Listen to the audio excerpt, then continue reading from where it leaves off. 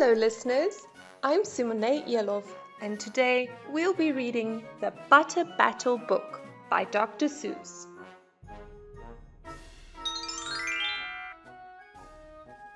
On the last day of summer, 10 hours before fall,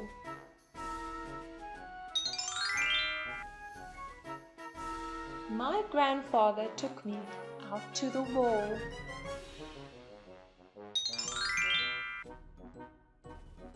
For a while he stood silent.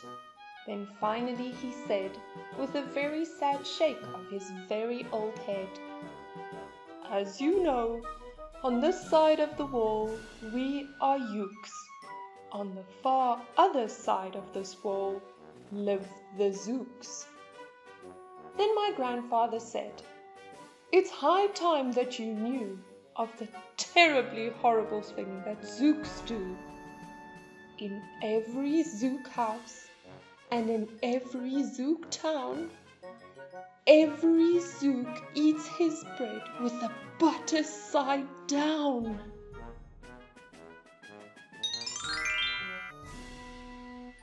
But we Ukes, as you know, when we breakfast or sup, spread our bread, Grandpa said, with the butter side up.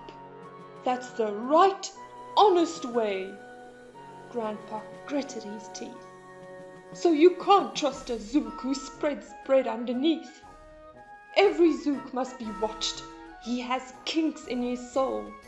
That's why, as a youth, I made watching my goal.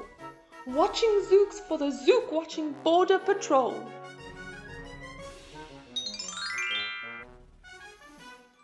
In those days, of course, the wall wasn't so high, and I could look any Zook square in the eye.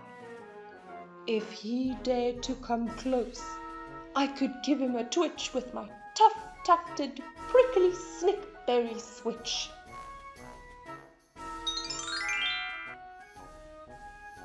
For a while that worked fine.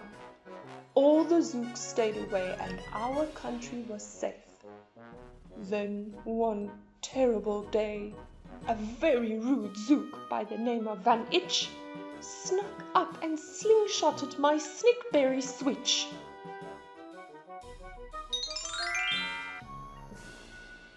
With my broken off switch, with my head hung in shame, to the chief Ukaroo in great sorrow I came. But our leader just smiled. He said, "You're not to blame, and those Zooks will be sorry they started this game. We'll dress you right up in a fancier suit. We'll give you a fancier slingshot to shoot." And he ordered the boys in the back room to figure how to build me some sort of a triple sling jigger.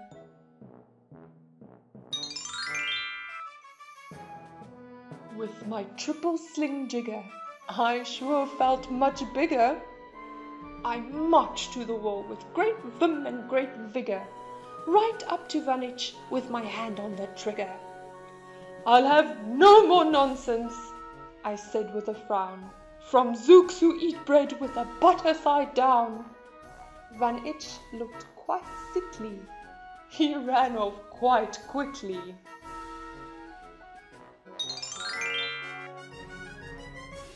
I'm unhappy to say he came back the next day in a spiffy new suit with a big new machine, and he snarled as he said, looking frightfully mean, "You may fling those hard rocks with your triple sling jigger, but I also now have my hand on a trigger. My wonderful weapon, the jigger rock snatch'em, will fling 'em right back just as quick as we catch 'em. We'll have no more nonsense.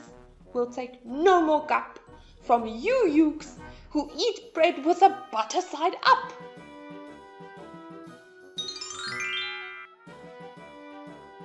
"I have failed, sir," I sobbed as I made my report to the chief Ukaroo in the headquarters fort. He just laughed. "You've done nothing at all of the sort. Our slingshots have failed. that was old-fashioned stuff. Slingshots, dear boy, are not modern enough. All we need is some newfangled kind of a gun. My boys in the back room have already begun to think up a walloping whiz-zinger one. My bright boys are thinking. They're on the right track. They'll think one up quick and we'll send you right back.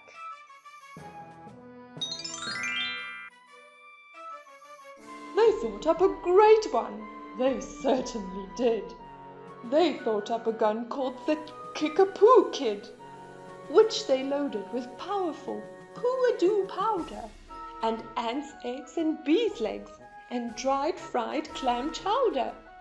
And they carefully trained a real smart dog named Daniel to serve as our country's first gun-toting spaniel. Then Daniel, the Kickapoo Spaniel, and I marched back toward the wall with our heads held up high, while everyone cheered and their cheers filled the sky. Fight! Fight for the butter side up! Do or die!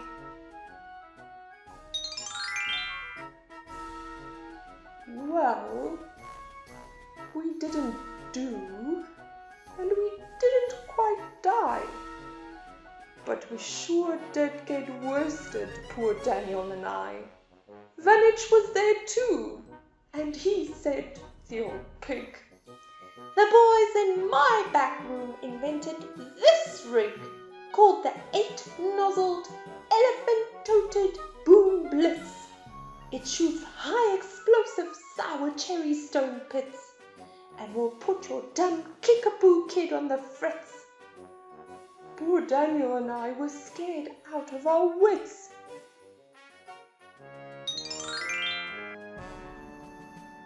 Once more, by Vanich, I was bested and beat.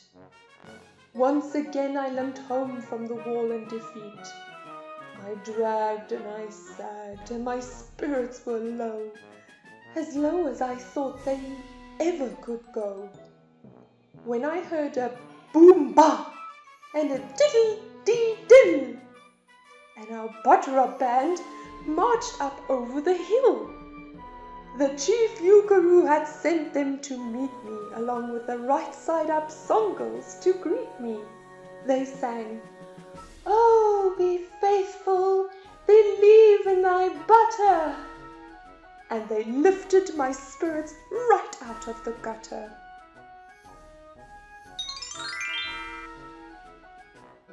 "My boy," smiled the chief Eukaroo, "we've just voted and made you a general. You've been promoted. Your new uniform's ready. Get in it. The big war is coming. You're going to begin it. And what's more, this time you are certain to win it. My boys in the back room have finally found how. Just wait till you see what they've potted up now. In their great new machine, you'll fly over that wall and clobber those butter-down zooks, one and all."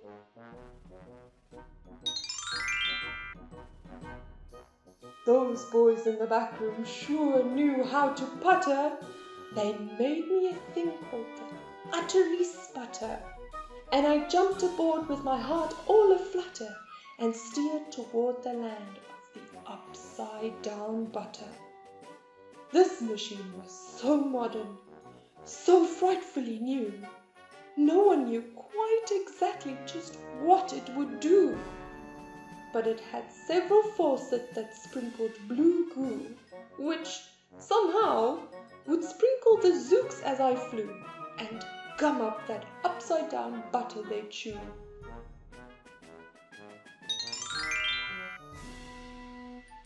I was racing pell-mell when I heard a voice yell, "If you sprinkle as zooks, you get sprinkled as well."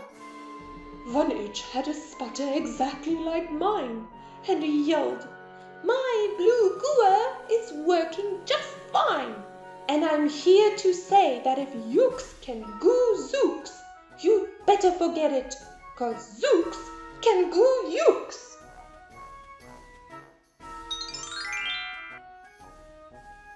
I flew right back home and, as you may have guessed, I was downright despondent, disturbed, and depressed. And I saw, just as soon as I stepped back on land, so were all of the girls of the Butter-Up Band. The chief drum majorette, Miss Yuki Ann Sue, said, "That was a pretty sour flight that you flew, and the chief Yukaroo has been looking for you."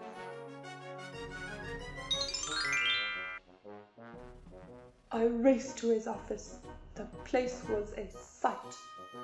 "Have no fears," said the chief. "Everything is all right. My bright backroom boys have been brighter than bright. They've thought up a gadget that's newer than new. It is filled with mysterious moo-laka-moo and can blow all those zooks clear to Salamagoo. They've invented the Bitsy Big Boy Boomeroo.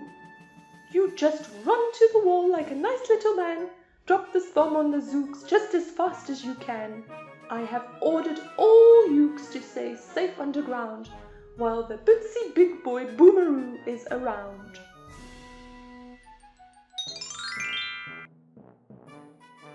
As I raced for that wall with the bomb in my hand, I noticed that every last yook in our land was obeying our chief Yukaroo's grim command. They were all bravely marching with banners of flutter down the hall for their country and right side up butter.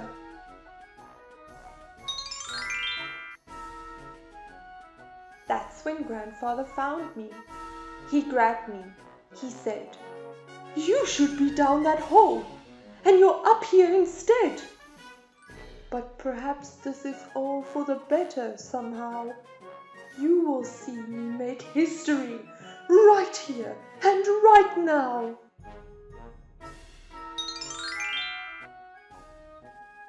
Grandpa leapt up that wall with a lopulous leap, and he cleared his whole throat with a bopulous beep. He screamed, "Here is the end of that terrible town full of zooks who eat bread with the butter side down." And at that very instant we heard a clup-clup of feet on the wall, and old Vanitch clopped up. The boys in his back room had made him one too.